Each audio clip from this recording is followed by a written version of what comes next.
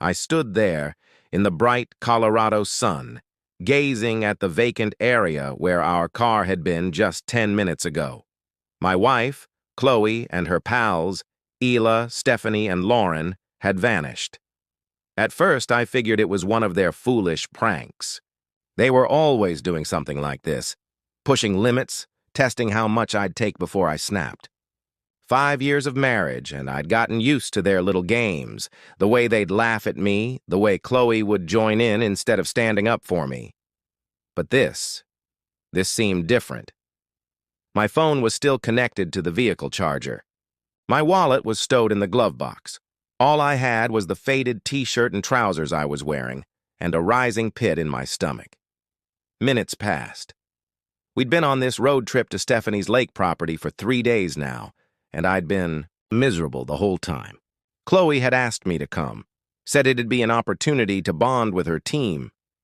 I wasn't big on the idea.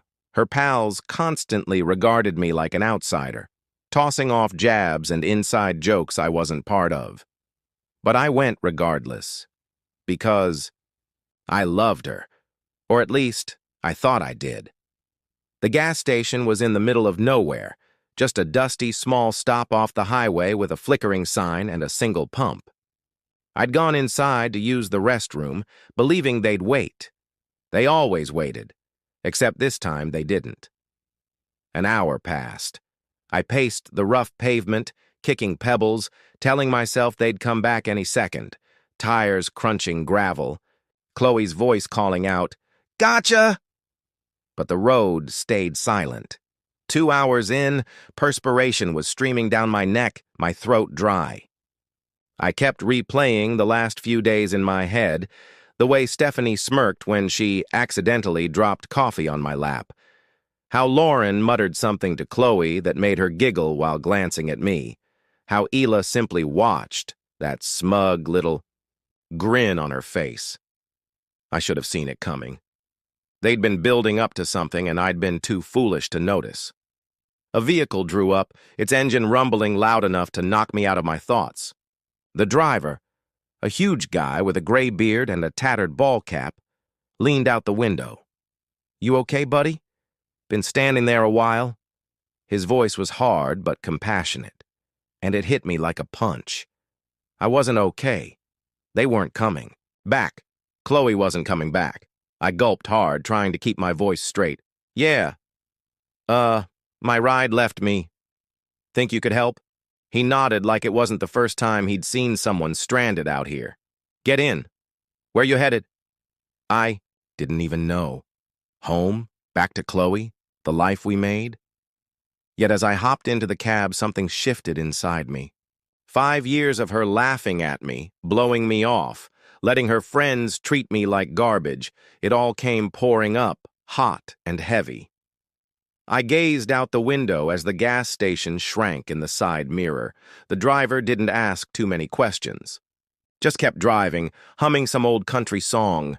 My hands clenched into fists on my lap. I could have borrowed his phone, called Chloe, demanded answers, but what would she say? It was a joke, sweetheart. Don't be so sensitive. I'd heard it all before. Every time I complained about her pals, she'd roll her eyes. Tell me I didn't appreciate their humor. Maybe I didn't. Maybe I never would. Yet standing there alone, abandoned like some stray dog, I realized something. They didn't get me either. And Chloe, she'd picked them over me. Again and again. The trucker let me off at a junction, instructing me toward Grand Junction, the nearest town. "Good luck, man," he said, raising his cap. I nodded, my throat stiff, and started walking. My shoes scraped the dirt, the sun pounding down on my head. No phone, no money, no plan. Just me and the open road.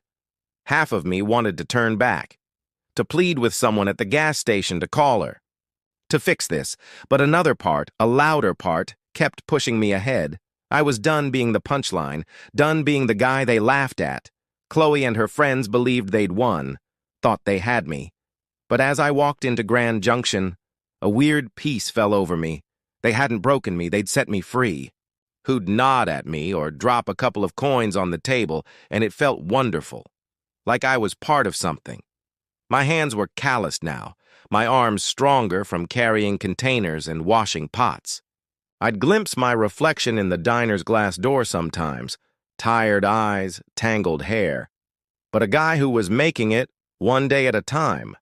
Chloe's tweet disappeared from my memory, replaced by the clatter of plates and Jacqueline's gruff voice, yelling out orders. I stopped following her social media after that. Didn't need to. Whatever she was saying, whatever tale she was constructing, it didn't matter. I had my studio, my job, my life. Little, yes, but growing. The loneliness still came around, especially on quiet nights when the laundromat downstairs buzzed and rattled, although it wasn't as harsh anymore. I'd wake up to the fragrance of detergent drifting through the floorboards, pull on my boots and head out into the cold morning air. No one was ready to mock me. No one was rolling their eyes at my every statement. I could just be Mike, plain, uncomplicated Mike. And that was enough. For the first time in years, I felt like I was standing on solid ground, not sinking in quicksand. Freedom wasn't noisy or flashy. It was this, my key, my paycheck, my choice. And I wasn't giving it back. I had lived above the laundromat for a long time now, settled into a routine that felt like mine. Work at the cafe, save my cash, sleep in my own space. The days blended together, but they were lovely days, steady ones. Then she stepped in. Sienna. She started coming to Jacqueline's diner twice a week, usually sitting in the same booth near the window, always with a stack of textbooks and a pen in her hand. She was a med student. I concluded that, by the way she'd whisper medical terms under her breath while jotting notes. Her order never changed. Denver omelet, no tomatoes, extra coffee. And she'd barely glance up when I brought it over. I'd watch her sometimes, fascinated at how she'd get so engrossed in her research that her fork would hover halfway to her mouth for a whole minute. Before she noticed, I don't know why I started fooling with her. Maybe I was bored. Maybe I just wanted to see if she'd crack a smile.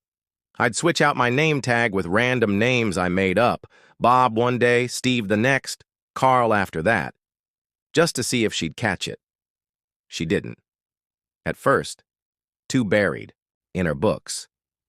But one morning, I walked over with Rusty pinned to my shirt, and she finally looked up. Her eyes narrowed, moving to the tag, then back to my face. "Your name tag is wrong," she remarked, her voice calm yet strong, like she was diagnosing me. I smirked, caught off guard. "Is it?" I shot back. It was, but she had never asked what my real name was. She smirked, just a little, and went back to her notes. That was it. Our first true moment. And it stuck with me. Work kept me busy, but Sienna became the highlight of my week. She'd show up, order her usual, and I'd find excuses to swing by her table, refill her coffee, clear her plate, ask if she needed anything. She'd nod or mumble a thanks, but that smirk lingered in my thoughts, like a challenge. One day she arrived looking frazzled. Her hair was disheveled, her books heavier than usual. "Tough night?" I asked, placing her coffee down. She groaned, rubbing her eyes. "Exams. I haven't slept in 2 days." I nodded, not pushing it. But when she wasn't looking, I placed an extra hash brown on her plate. She saw, glanced up at me. "You're sneaky," she muttered. I just shrugged. "Gotta keep you awake somehow." Our first date wasn't even planned.